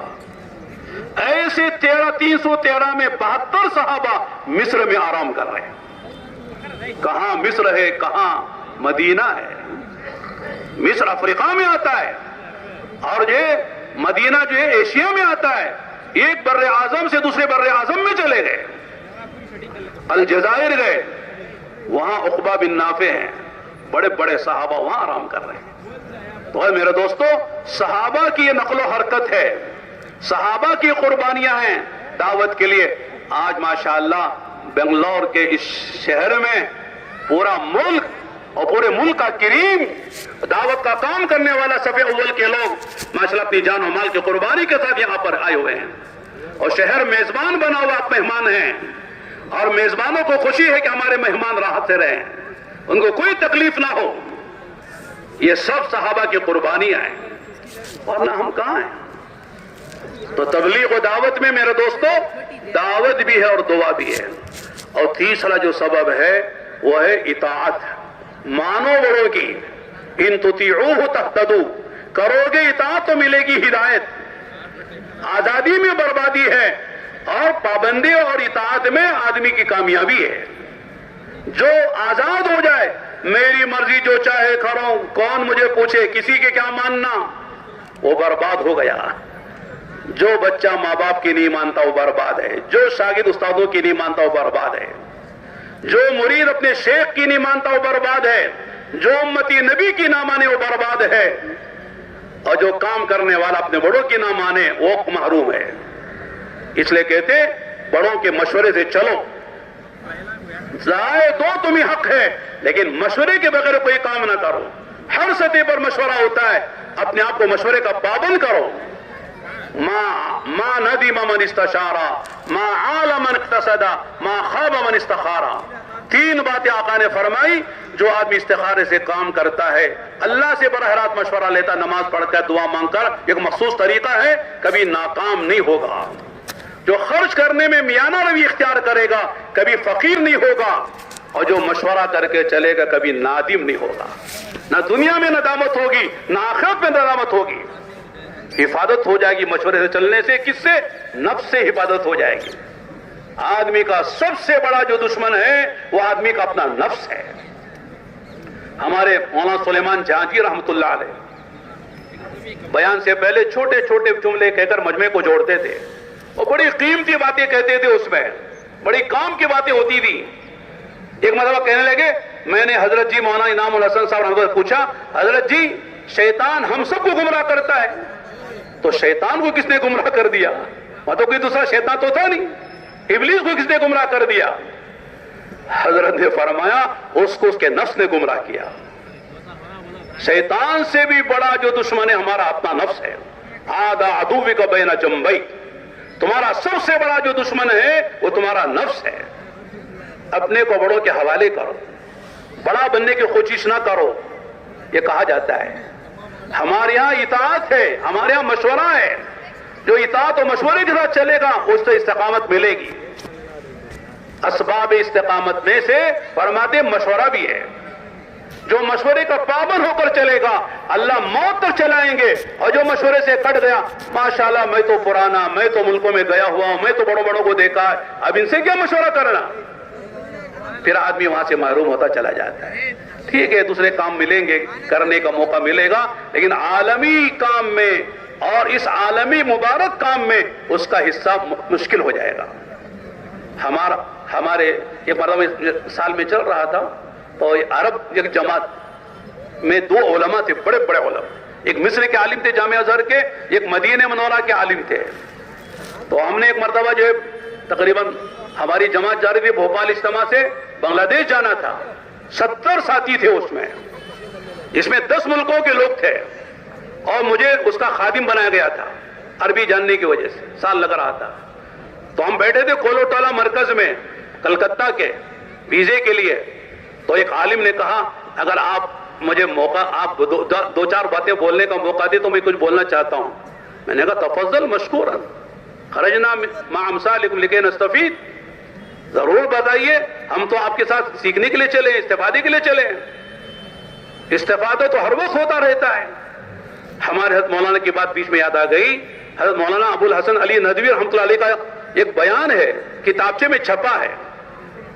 میری تمنا ہوتی ہے کہ ہم میں سے ہر آدمی اسے پڑھے.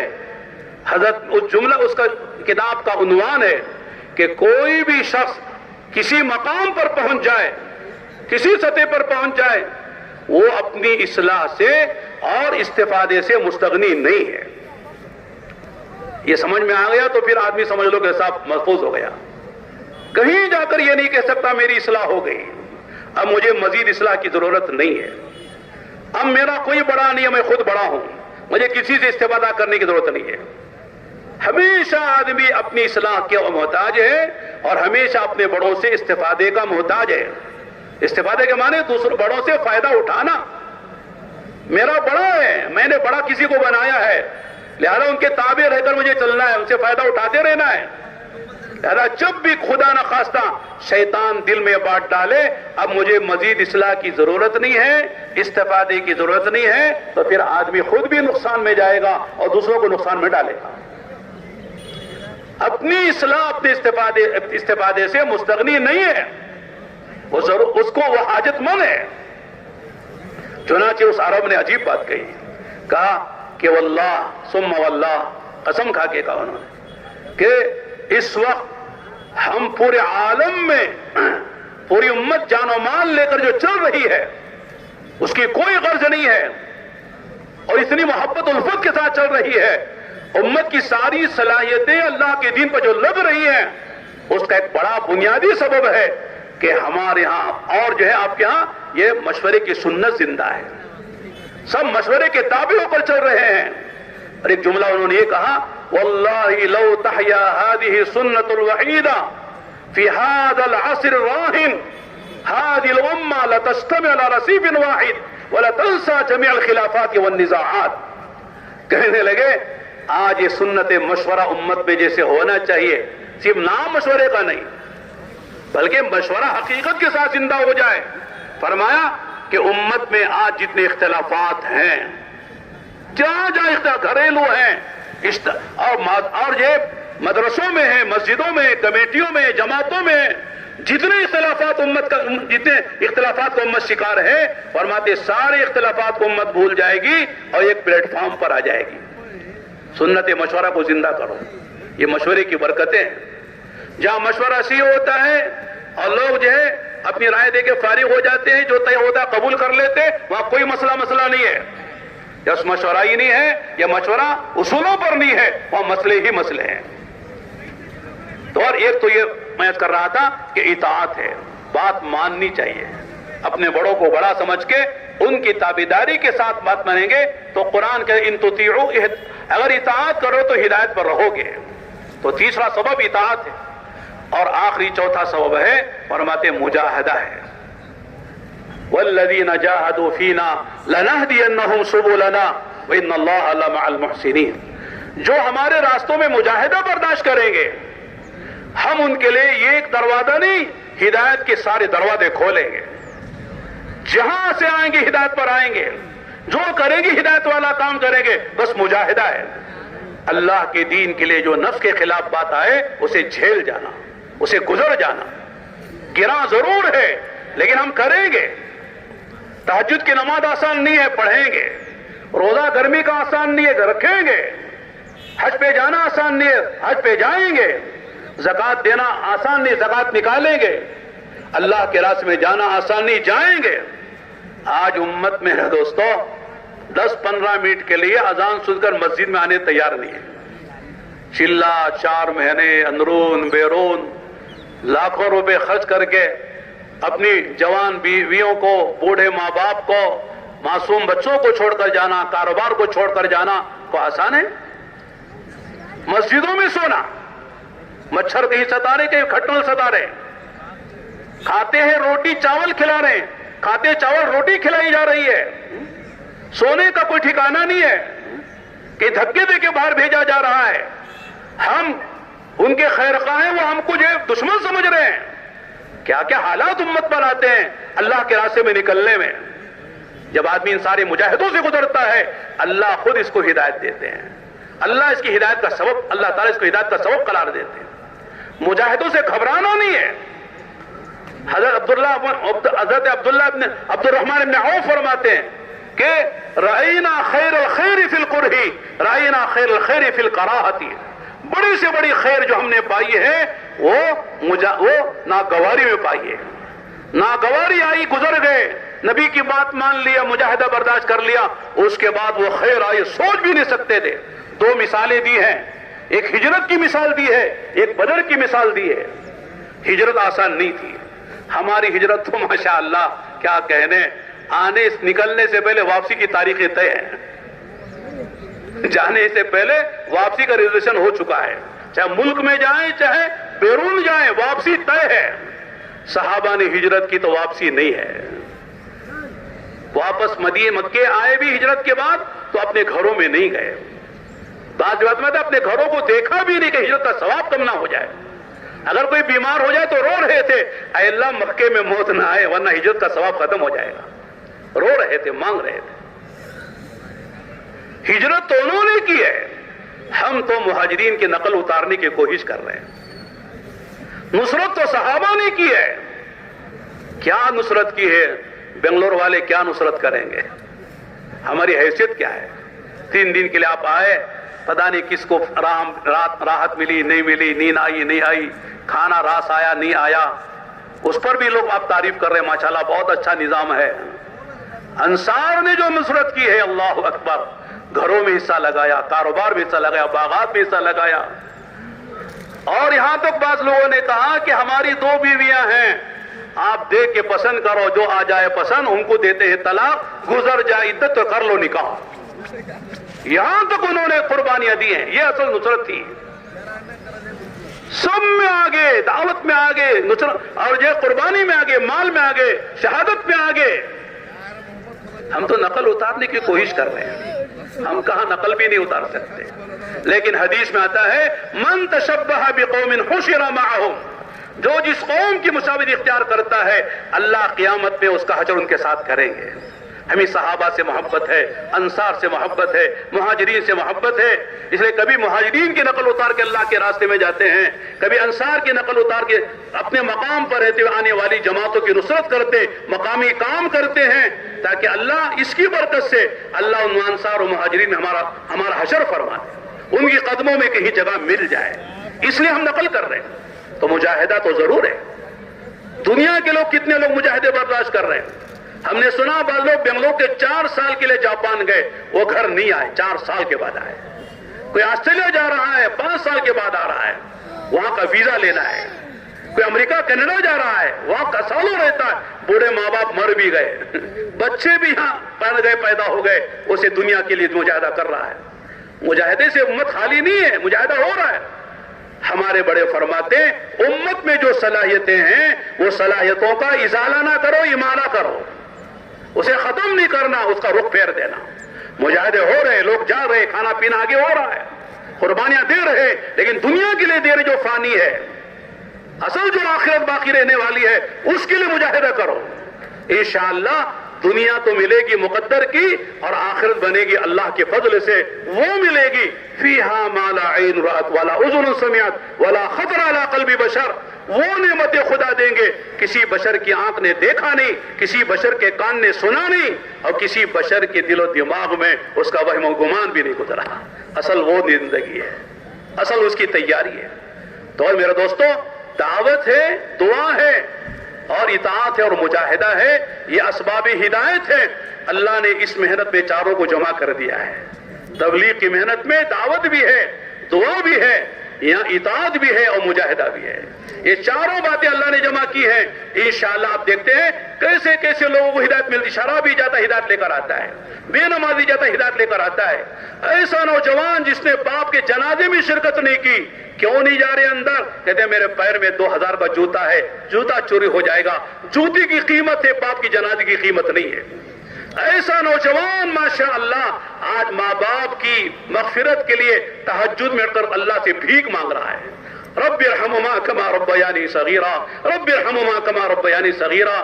کیسے کیسے لوگوں کو ہدایت مل رہی ہے، آپ دیکھ لینا، اس لیے کہ اللہ نے ایک ایسا کام ہم کو دیا ہے، ہمارے بڑوں کے ذریعے سے اللہ نے ایک ایسا کام دیا ہے جس میں اسباب ہدایت کو جمع کر دیا گیا ہے۔ ایک طرف دعوت پہ ہم لگتے ہیں، ایک طرف دعا بھی لگتے ہیں، ایک طرف ہم اطاعت کر رہے ہیں، ایک طرف مجاہدوں کو برداشت کر رہے ہیں۔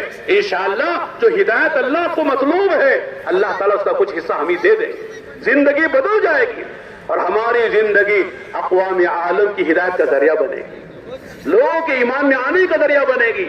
سارے اللہ ہی کے بندے ہیں، سارے نبی ہی کے امتی ہیں، ہم کو کسی سے دشمنی نہیں ہے، ہمارا کوئی دشمن نہیں ہے، ہم ہر ایک کا خیر خواہ ہیں، ہر ایک کے بھی خواہ ہیں، ہر ایک کو جنت پہ لے کر جانا چاہتے ہیں، کوئی جہنم میں نہ جائے۔ نبی کی صورت بھی اختیار کریں گے، نبی کی سیرت بھی اختیار کریں گے، نبی کا سریرہ بھی اختیار کریں گے، نبی کے دل کا جو غم ہے اس پر بھی ہم جو ہے لینے کی کوشش کریں گے۔ اللہ کے نبی کا سریرہ یہی تھا کہ دنیا کا کوئی انسان بغیر ایمان کے، بغیر اعمال کے مر کے جہنم میں نہ چلا جائے۔ جو چلا گیا جہنم میں خواب و خسرا، بس ناکام ہی ناکام ہے۔ جو جنت پہ چلا گیا وہ کامیاب ہی کامیاب ہے۔